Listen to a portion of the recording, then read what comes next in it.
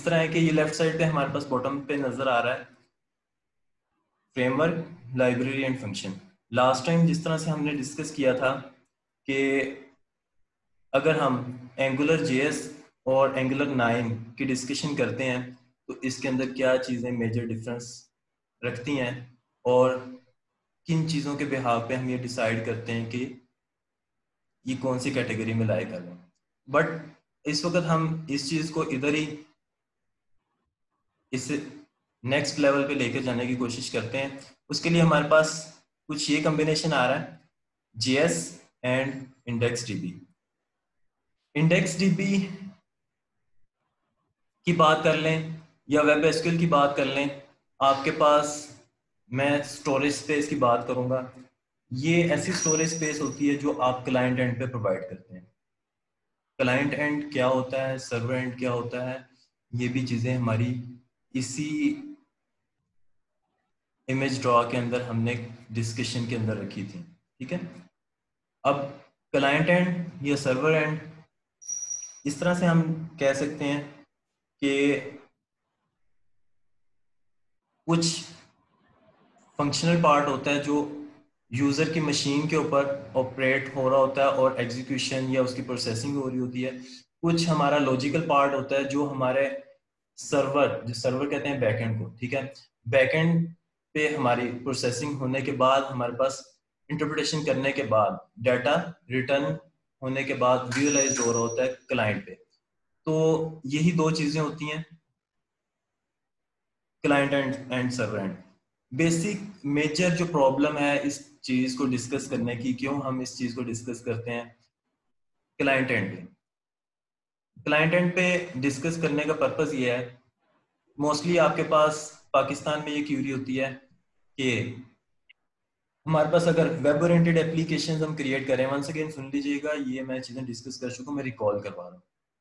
Application provider हैं और आप अपने कस्टमर को इस चीज का सोल्यूशन नहीं प्रोवाइड कर रहे, तो आपको एडवांस वेब पढ़ने आए हैं, तो मेरी भी कोशिश है कि मैं आपको कल आपको मैं अंडर डिस्कशन या नॉर्मल कोर्स आउटलाइंस में नहीं ये मिलेगी चीज। इंडेक्स डीबी, वेब एसक्यूएल के ऊपर टेक्निकली डेवलपर्स भी जब वर्क करते हैं तो उनको इस वक्त की जो सी डिमांड है इस तरह से इतनी हाईली डिमांडिंग तो नहीं, लेकिन ये हमारा होता टेक्निकल पार्ट है, हर पर्सन इसके ऊपर नहीं। बट अगर हम एडवांस नॉलेज वाइज भी बात करें तो आपके पास अगर सोल्यूशन है किसी चीज का तो आप एक प्लस पॉइंट पे हैं। ठीक है, इस वक्त हम अगर इसको थोड़ा सा एक्सप्लोर करने की कोशिश करें तो ये कुछ इस तरह से हमारे पास ब्राउजर होता है। इस ब्राउजर नजर आ रहे हैं, ये नेटवर्क से रिलेटेड है। जब आपकी कॉल किसी सर्वर पे जाती है और उस सर्वर से जिस तरह से रिस्पॉन्स आ रहा होता है वो इधर आपके पास प्रॉपर एक कह लें कि ग्राफिकल प्रेजेंटेशन में आ रहा है। इसी तरह इस उसने इंटरनेट कनेक्ट किया, इंटरनेट कनेक्ट करने के बाद उसने आपका लॉजिस्टिक सिस्टम ओपन कर लिया।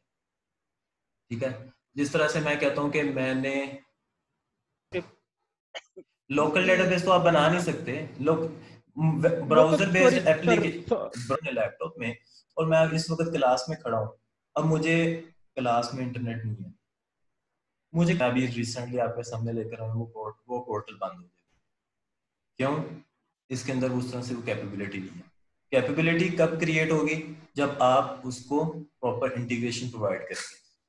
सो ऐसा है कि हम वेब एसक्यूएल, वेब एसक्यूएल थोड़ा सा इजी है और जब आप इसकी प्रैक्टिस लर्न करना, तो बेसिकली हमें इस चीज को लर्न करने का पर्पस क्या है वो आपको पता होना चाहिए, और हमारा टारगेट क्या है, हम कौन से टारगेट को अचीव करना चाह रहे हैं।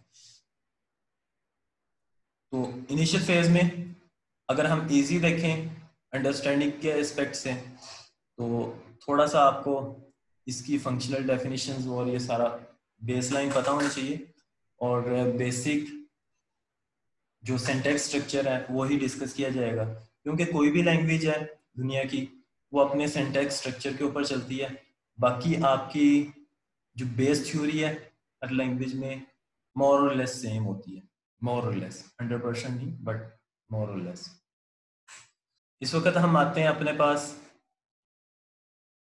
इस जगह पे जेएस को थोड़ा सा हम डिस्कस कर लेते हैं। सिमिलरली